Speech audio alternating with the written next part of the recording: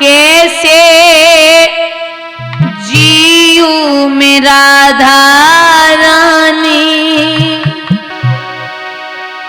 तेरे बिना कैसे जीऊंगी लाडो रानी, तेरे बिना।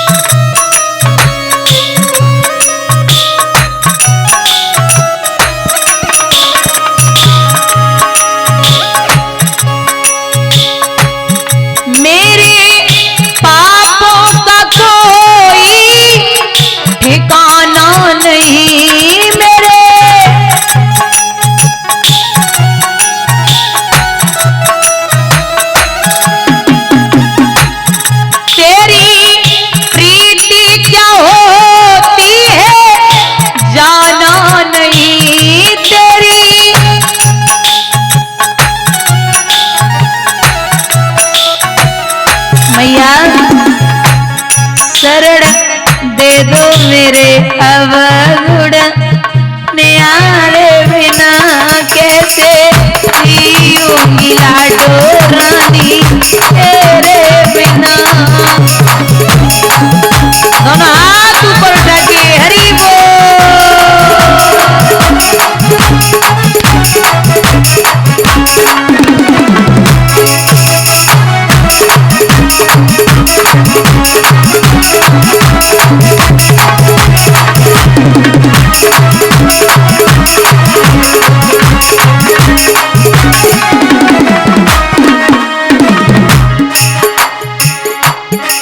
मोहे प्रीति की रीति सिखा दो प्रिया,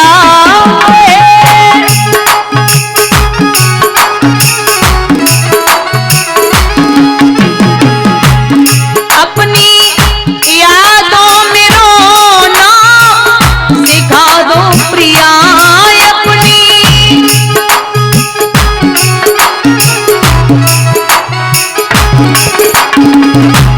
जीवन नीरस है अखियों के तारे बिना, कैसे जीऊंगी लाडो रानी, तेरे बिना। श्री राधे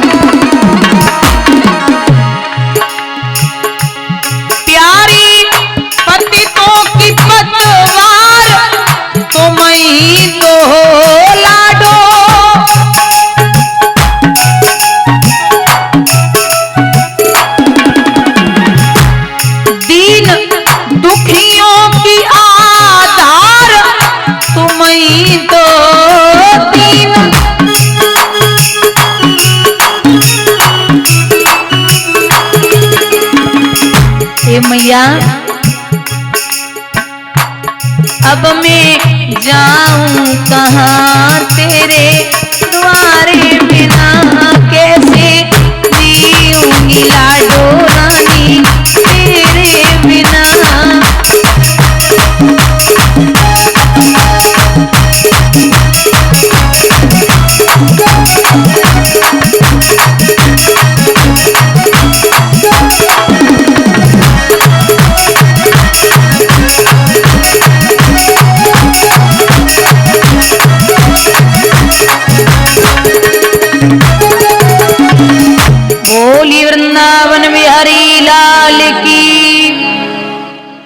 बोलिए सतगुरुदेव भगवान की, श्री संत समाज की।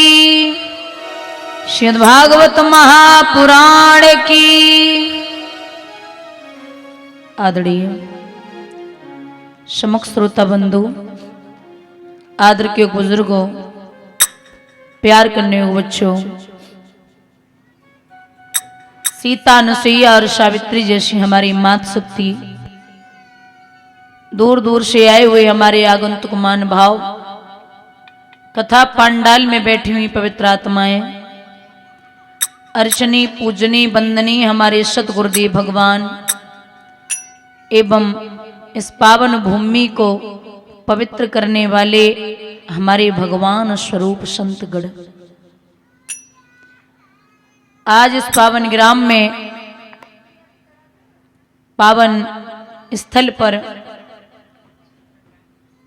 प्रभु की बांगमयी मूर्ति श्रीमद् भागवत का आज तृतीय दिवस है। प्रभु की चर्चाएं सुनते हुए आ रहे हो।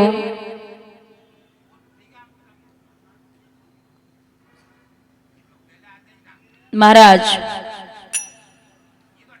कल आप सबने श्रवण की कथाएं, महाराज परीक्षित आसन पर बिठा लेते हैं श्री सुखदेव भगवान को। व्यास नंदन श्री सुखदेव भगवान उत्तरानंदन परीक्षित को कथा श्रवण करा रहे हैं। महाराज, मैं पहला प्रश्न ये करता हूं कि दक्ष के 27 कन्या थी, लेकिन सती से विरोध क्यों किया? महाराज, प्रसंग उठता है कि एक समय की बात है। वो कौन सा समय था? लिखते हैं विद्वान,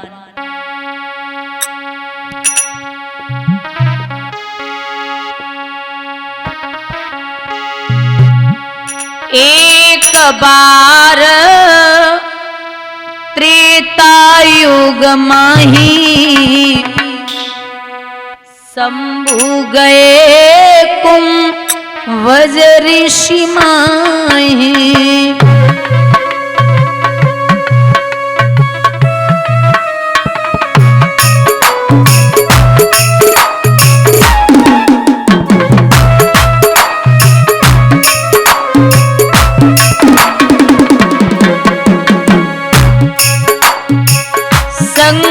सती जग जननी भवानी, संग सती जग जननी भवानी, पूजे गुरु अखिलेश्वर ज्ञानी।